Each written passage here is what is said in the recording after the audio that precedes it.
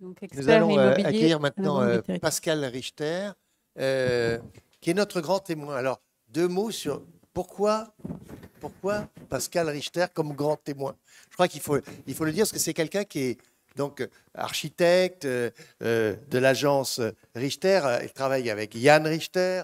Donc, elle n'est pas une spécialiste de ces questions, mais néanmoins, elle est très engagée dans la question de la santé et depuis plusieurs années. Elle a réalisé des projets, ils ont réalisé des projets très importants et même un qui a gagné le prix de l'équerre d'argent. Je veux parler d'une clinique ou d'un centre de santé psychiatrique à Metz. Un travail très très intéressant, un peu en sortie de ville, là encore, là où il fallait précisément, à côté de concessions de voitures, précisément faire exister une architecture sur un programme, alors là pour le coup, extrêmement spécifique et autres, et justement avec respecter les cahiers des charges et autres, et en faire d'un bâtiment technique une véritable architecture. Voilà ce qu'ils font chez Richter. Et il se trouve que dans le domaine précisément des résidences pour personnes âgées, comment dire, médicalisées ou pas, eh bien, ils ont réalisé à Chervillers, donc dans le Haut-Rhin, Bas-Rhin, pardon, dans le Bas-Rhin, une résidence tout à fait exceptionnelle avec un maire non moins exceptionnel qu'il faut saluer ici, car je pense que Pascal va en parler, mais c'est avec lui. On voit bien comment les maires portent des projets et précisément une architecture peut naître, là, une architecture extrêmement située, extrêmement fine, précisément avec toute cette qualité spatiale, mais aussi cette qualité urbaine, même s'il s'agit d'un village. Mais justement, ne jamais perdre le lien avec le cœur du village, c'est tout l'objet de ce projet de Chervillers. Voilà, c'était pour vous expliquer qui est Pascal Richter avec l'agence, comment il travaille et autres. C'est très important dans le contexte pour comprendre tout ce qu'elle va dire maintenant. Merci Francis pour cette invitation. Merci de pouvoir être là et témoigner. Et puis surtout, merci d'avoir pu écouter la présentation de ces 3-4 projets, on va dire. Et à l'écoute de la description de ces projets, m'est revenu un souvenir d'enfance, un souvenir partagé avec mon frère, qui est là d'ailleurs, et avec lequel donc, je partage l'agence. Quand on était enfant, on passait 4 fois par jour en allant à l'école devant une maison de retraite. Et c'était le bâtiment le plus moderne de la ville. Et c'était le bâtiment qui nous donnait envie d'habiter un jour à cet endroit. Et à l'évocation des projets aujourd'hui, je me suis dit, mais finalement, ces 3 projets présentés, ce sont 3 projets qui donnent envie. Et peut-être que c'est ça la première chose qui compte, c'est que le bâtiment donne envie, qu'on ait envie de déménager, qu'on ait envie de changer de lieu de vie. Et que de changer de vie ne soit pas un rétrécissement de sa propre vie, mais bien au contraire de quelque chose de différent et qui peut nous offrir un 3e temps de vie après l'enfance et la vie active qui peut être aussi joyeux et stimulant. Alors, bien vieillir ensemble, je me demandais aussi, avant de venir, je me disais, bien vieillir ensemble, c'est évidemment être libre de choisir jusqu'au bout. C'est avoir aussi le sentiment d'être utile jusqu'au bout.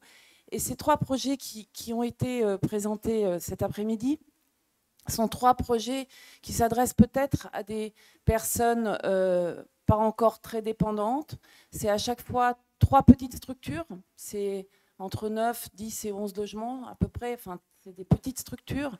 Et néanmoins, je pense que ces 3 projets portent les valeurs qu'on peut tout à fait transposer pour des structures plus importantes. Et c'est peut-être ces valeurs communes que j'ai essayé que je vais essayer de vous synthétiser, que j'ai essayé de comprendre cet après-midi. Alors la première, c'est on n'a jamais entendu une fonctionnalité décrite, mais plutôt bien des projets de vie. Et parler des maisons de retraite à partir d'un projet de vie plutôt qu'à partir d'un fonctionnement pourrait être aussi un point de départ pour les imaginer autrement. Ensuite, on a beaucoup parlé cet après-midi du lieu d'implantation. Et c'est extrêmement enthousiasmant de voir qu'il y a un véritable mouvement de réintroduction des habitats de personnes âgées dans les centres-bourgs, dans les centres-villes, et de considérer plus la vieillesse comme un boulet ou comme quelque chose qui encombre, mais bien comme plutôt une opportunité de réinstaller une nouvelle dynamique dans les cœurs de ville et les cœurs de bourg. Et c'est une vraie réalité à Chervillers, comme tu en as parlé. C'est absolument le cas, c'est-à-dire que ce sont aussi des personnes qui consomment dans les petits, dans les commerces du coin. Ce sont des personnes qui ont un temps plus long, ont une disponibilité quotidienne, donc ils font vivre aussi les places publiques parce qu'elles peuvent s'asseoir sur des bancs, elles peuvent observer la vie qui passe, etc. Donc, de considérer que c'est évidemment mieux pour les personnes âgées, mais c'est aussi mieux pour le village d'avoir les personnes âgées en cœur de village. Les lieux qu'on a vus cet après-midi, notamment 2 lieux en particulier, donc situés dans des centres anciens, c'est aussi une façon de montrer que la réhabilitation d'un patrimoine peut être aussi l'occasion de réinterroger les standards de maisons de retraite. On voit bien que le patrimoine, il offre plus de volume, il a une structure qui est à lui. Pour des questions économiques, s'éloigner de ce qui fait son essence est absurde. Et c'est aussi surtout l'opportunité de réinterroger justement ces programmes standardisés auxquels on a souvent affaire quand il s'agit de travailler sur des maisons de retraite.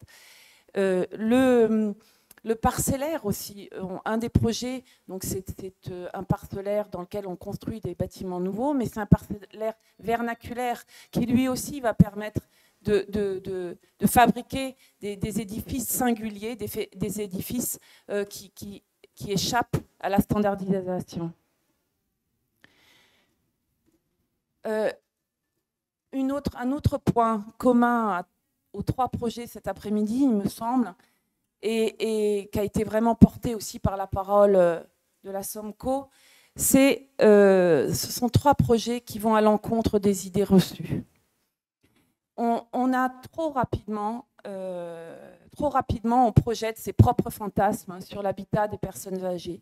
Et les fantasmes qu'on peut projeter, et évidemment ça me concerne aussi, c'est forcément le fantasme de ce qu'on imagine pour nos parents, nos propres parents. Mais nos propres parents, ils sont toujours un peu plus ringards que nous-mêmes dans ce qu'on projette sur eux, ce qui n'est pas forcément la réalité. Et quand on voit, par exemple, à Rixheim, dans l'opération de la SOMCO, comment les familles étaient inquiètes d'installer les personnes âgées à l'intérieur de cette résidence, et que c'est les personnes âgées qui étaient réellement enthousiastes. Donc vous voyez, quelquefois, il y a aussi un décalage entre ce qu'on projette et ce qui est la réalité. Donc ce courage aussi d'aller à l'encontre des idées reçues, et qui est vérifié par ces 3 projets présentés, me semble vraiment intéressant et important. Les personnes âgées sont souvent beaucoup moins conservateurs qu'on ne l'imagine.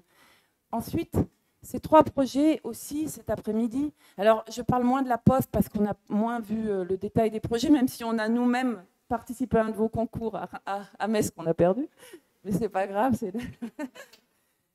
c'est la règle du jeu. Donc ces 3 projets aussi réinterrogent le collectif, qu'est-ce qu'on partage ? Et ce collectif, ça peut être aussi, dans ce 3e temps de la vie, la possibilité de réintégrer une communauté, de vivre autrement, et de ne pas le considérer comme une perte de quelque chose, mais plutôt dans un gain, parce qu'on est moins seul, on est entouré, on a nos enfants qui sont partis, les enfants vivent de plus en plus loin, nos amis sont décédés, une partie, notre conjoint n'est plus là. Et cette possibilité de réintégrer le collectif, de le défendre comme une valeur positive et pas comme une valeur compensatoire. Et comme le dit très bien Lacaton et Vassal dans l'interview qu'ils ont donnée dans la revue, ce qui est important, c'est que ce collectif ne soit pas au détriment de l'espace réservé à l'intimité. L'un ne va pas sans l'autre. Le même soin doit être porté à ces 2 échelles de lieux. Et puis pour finir, évidemment, peut-être, c'est pas le principal, mais c'est quand même pour finir. Non, c'est pas. Les 3 projets qui ont été présentés donnent le sentiment qu'on peut y être chez soi et qu'on est dans une dimension domestique et pas dans une dimension hospitalière. Et ça n'a strictement rien à voir avec la dimension de l'édifice. Cette obsession de la domesticité, elle devrait traverser l'ensemble de tous les projets à partir du moment où il y a habitation, quel que soit le niveau de médicalisation des espaces produits. Chez soi, pouvoir se sentir chez soi, c'est évidemment avoir une surface minimum pour pouvoir recevoir chez soi. Or, actuellement, dans les EHPAD, les surfaces de maisons de chambres, déjà on dit des chambres, sont de 19 mètres carrés, avec un lit au milieu qui doit être accessible des 3 côtés, donc avec une impossibilité de recevoir chez soi, donc une impossibilité de dire chez soi. Et donc, l'exemple de Rixheim aussi montre parfaitement bien cette question-là.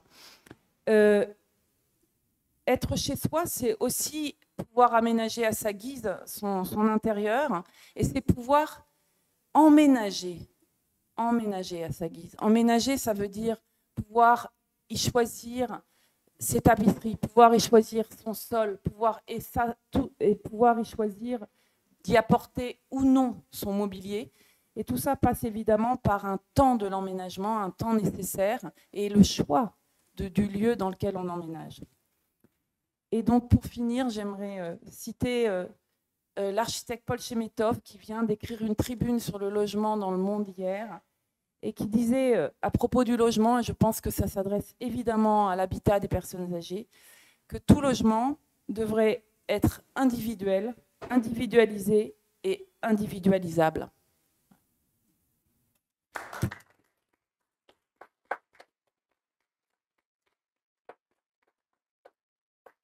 Merci Pascal pour ces mots. Est-ce qu'on peut citer le nom du maire de Chervillers et le saluer au passage? Oui, oui. Donc le maire de Chervillers, c'est Émile Bartel. Alors je peux raconter un petit peu l'histoire de ce projet absolument incroyable, parce que c'est un projet qui date de 2007, ou je ne sais plus, Yann, quand est-ce qu'on a gagné le concours, c'est à peu près ça. Voilà. Et c'est le plus beau terrain de la commune. C'est un terrain qui était convoité par la promotion privée. Et lui était convaincu que les personnes âgées du village devaient pouvoir rester au cœur du village. Parce que quand on déménage, quand on change de lieu, ce n'est pas pour autant qu'on a à changer de paysage, ce n'est pas pour autant qu'on a à changer de bruit, ce n'est pas pour autant qu'on a à changer d'horizon et de voisinage. Et pour lui, donc, c'était vraiment... et il était aussi convaincu d'une chose, c'était que ces personnes âgées pourraient être, ce lieu d'habitation pour personnes âgées pourrait être aussi le prétexte à une nouvelle centralité et à un nouveau dynamisme dans son cœur de village. Et ce qui est tout à fait 10 ans plus tard, il y a un périscolaire qui s'est installé, il y a une école, c'est un lieu avec énormément d'activités, il y a des concerts, enfin, il y a tout ça. Et une de ces autres bagarres, vraiment bagarre et engagement, ça a été de ne pas faire des chambres de 19 mètres carrés, mais de vraiment réfléchir à trouver les financements pour réaliser des petits appartements qui vont de 25 à 27, 28 mètres carrés. Ce sont ces 5 mètres carrés de différence. D'ailleurs, Chemetov en parle très bien aussi dans sa tribune. Ces 5 mètres carrés de différence qui font que tout à coup, on a un lieu de vie et on a un lieu de jour et un lieu de nuit. Et on a ces 5 mètres carrés coûtent quasiment rien en plus, puisque ce n'est pas de la façade, ce n'est pas des sanitaires, il n'y a pas d'ascenseur en plus, il n'y a pas de circulation en plus. Et donc ça change ces 5 mètres carrés, exactement comme le décrit Chemetov, ça change tout.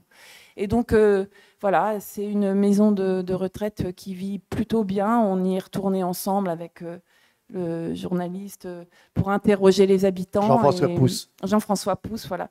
Et avec le maire qui était très ému aussi de voir comment son rêve avait continué à vivre.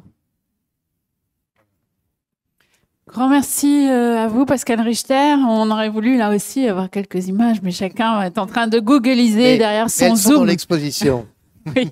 Et par ailleurs, c'est ce que j'allais dire, on va avoir la chance pour ceux qui sont parmi nous d'aller voir le projet qui est exposé à la Cité de l'Architecture dans cette exposition dont je vous recommande la visite. Si ce n'est pas ce soir, ça peut être un peu plus tard. Vous remercier donc tous et toutes d'avoir été nombreux aujourd'hui pour suivre ce forum des solutions, jusqu'à 130, 135, me dit-on en régie. Donc, merci beaucoup d'avoir été parmi nous. Merci à tous nos intervenants qui parfois sont venus de loin, malgré les contraintes sanitaires et même les contraintes de la SNCF qui s'annoncent. Et puis, je vous donne rendez-vous au mois de janvier. On va passer dans un deuxième cycle de sessions du Forum des solutions autour de la transition écologique. On termine ce cycle sur la transition démographique, ou en tout cas l'intergénérationnelle, par cette séance exceptionnelle. Et donc, on vous enverra rapidement le programme de ce nouveau cycle qui va démarrer à la mi-janvier.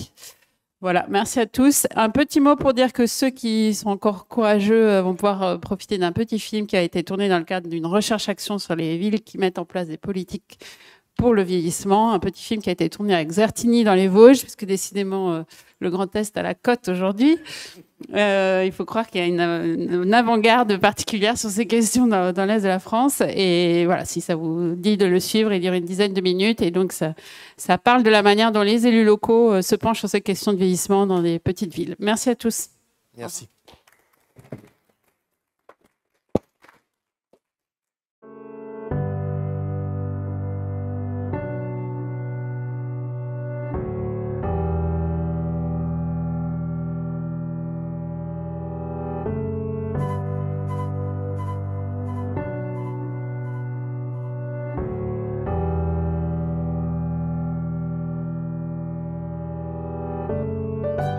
La ville de Xertigny, c'est donc une commune située dans les Vosges, à une vingtaine de minutes d'Épinal, qui a connu un passé industriel et qui aujourd'hui compte 2500 habitants.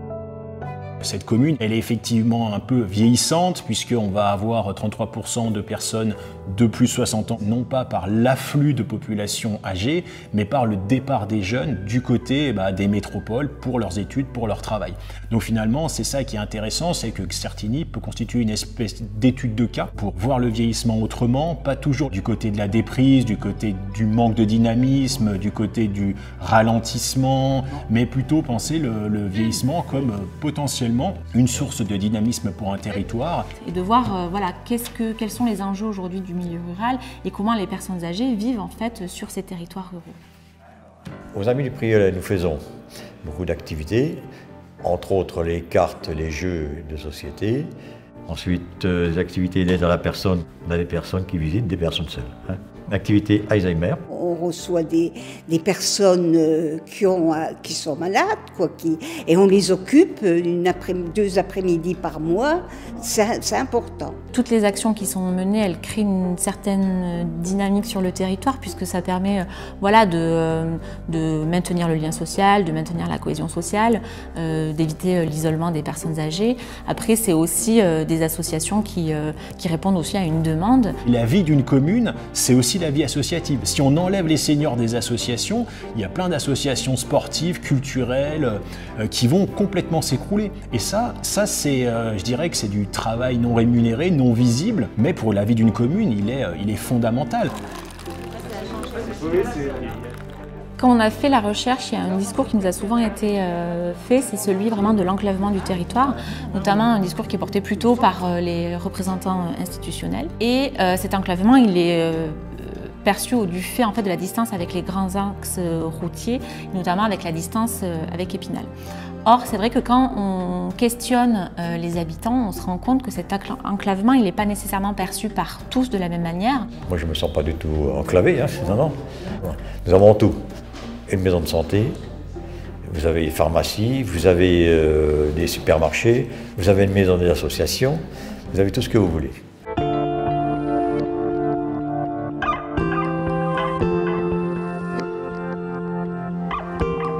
Le programme POPSU, c'est vrai que c'est nouveau pour nous d'avoir des chercheurs sur la collectivité. Ça nous a permis de réfléchir sur des sujets qu'on vit au quotidien. Donc ça nous a permis d'avoir des gens qui nous interpellent sur nos politiques, sur comment bien vivre sur la commune ou comment avoir tout un parcours résidentiel sur la collectivité, quel que soit son âge. Notre ambition au niveau des élus de la commune de Xertigny, c'est vraiment faire que les Xertinois puissent vivre tout au long de leur vie sur notre commune, quel que soit l'âge, et trouver l'habitat qui leur convient et les services nécessaires pour bien vivre sur notre commune.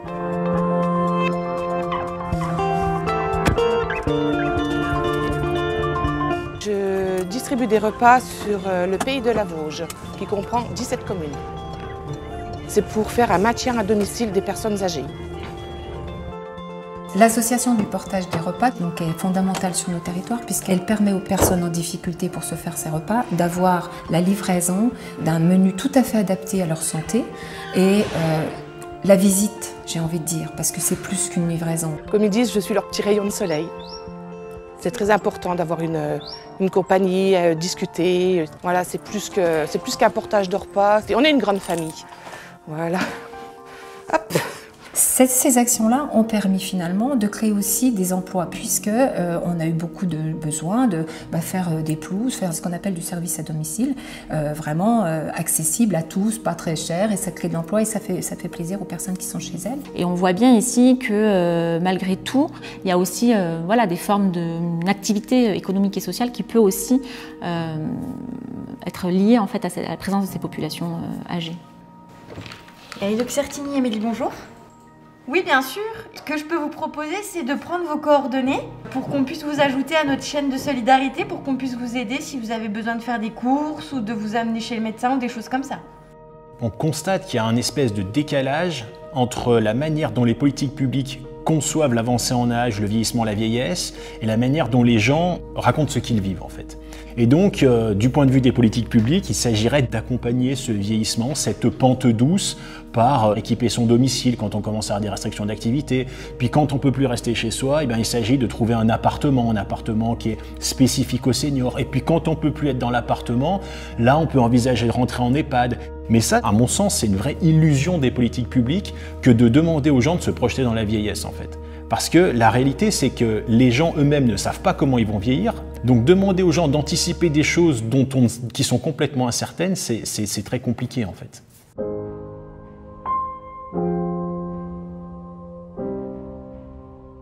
J'ai eu des problèmes de vue, je suis pratiquement aveugle, donc je ne pouvais plus rester toute seule. Et je suis venue ici pour ne pas... Je refais des bêtises, j'ai failli foutre le feu 2 fois dans la maison, alors il valait mieux plier bagage. C'est à peu près 780 000 personnes qui vivent aujourd'hui en EHPAD en France. Plus de 60% des gens qui entrent en EHPAD n'ont pas choisi d'y entrer. On y va, entre guillemets, un peu forcé. Mais toutes ces moyennes, tous ces chiffres, en fait, ça ne dit pas grand-chose des EHPAD. L'EHPAD fait partie du territoire. C'est pas quelque chose à part. C'est-à-dire qu'il faut qu'on puisse sortir, qu'on puisse participer. On a été au cirque, on a été au théâtre, on va à la fête d'Épinal. Vous voyez, ce que je veux dire, on doit participer à la vie. Et c'est pour ça que cette structure est très ouverte et très lumineuse. Quand vous regardez par les fenêtres, vous voyez, voilà. Effectivement, on a une vue aussi sur le funérarium. Et dans une ville, il y a ça. Ça fait partie de la vie. Je vais planter un oranger, là où la chanson n'enverra jamais. Notre rôle, nous, au niveau collectivité, c'est aussi de créer des logements adaptés aux personnes qui auront perdu leur mobilité, qui ne pourront plus vivre dans les hameaux. Mais par contre, il y a quand même une transition entre tout ça, entre le chez-soi, l'EHPAD. On peut créer des résidences seniors et c'est notre prochain programme. Je trouve que c'est ça qui est intéressant sur la commune de Certini, c'est qu'on pense le vieillir à domicile en même temps que le vieillir en EHPAD. Et donc, ça nous amène à ce qui, à mon avis, a du sens sur ce territoire-là, c'est la notion de maillage, en fait. C'est-à-dire qu'on pense les choses ensemble. On voit les personnes âgées qui vivent dans le centre-bourg, on voit les personnes âgées qui vivent isolées dans les hameaux, et on voit aussi les personnes âgées qui vivent en EHPAD. Et tous ces gens-là sont des résidents de Certini. Et en fait, on s'intéresse à tous en même temps, sans forcément se projeter avec une seule solution idéale pour tout le monde. Ooh.